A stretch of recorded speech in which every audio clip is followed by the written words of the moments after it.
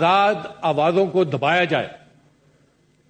میں یہ بتانا چاہتا ہوں کہ یہ کوشش کبھی کامیاب نہیں ہوگی، اس لیے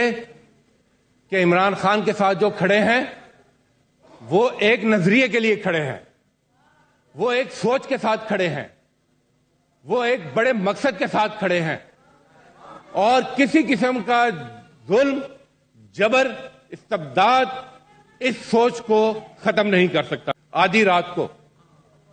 ان کو ان کے گھر سے اٹھایا جاتا ہے، سڑکوں پر گھمایا جاتا ہے، ایک عدالت سے دوسری عدالت، ایک شہر سے دوسرے شہر، اور حالت تو یہ ہے کہ ہائی کورٹ ایک دفعہ نہیں 3 دفعہ لاہور ہائی کورٹ کہتی ہے کہ ان کو پیش کیا جائے،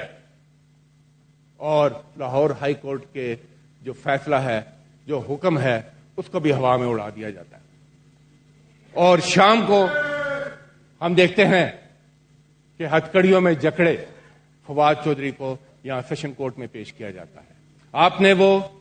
دیکھے ہوں گے کلپس کہ کس طرح سے ہتکڑیوں میں جکڑ کر اوپر چادر ڈال کر ان کو گھسیٹ کر عدالت میں پیش کیا گیا جیسے کہ کوئی بہت بڑا دہشت گرد ہو. جناب چیئرمین، یہ جو چادر تھی نا، یہ وہ چادر ہے جس سے انہوں نے نظام کو ڈھانپا ہوا ہے، مگر یہ نظام کی بدصورتی دن بدن سامنے آ رہی ہے. ہم نے 77 کی تاریخ بھی دیکھی ہے، ہم نے یہ دیکھا، تاریخ کا سبق ہے کہ آپ اگر زور زبردستی سے اقلیت کو مسلط کریں گے اکثریت پر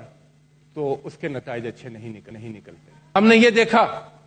کہ اگر آپ دھاندلی سے الیکشن چرائیں گے تو پھر ملک جمہوریت کی پٹڑی سے نکل کر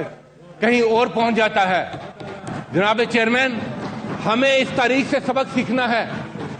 اور راستہ صرف ایک ہی ہے سر، راستہ صرف اور صرف الیکشن کا ہے.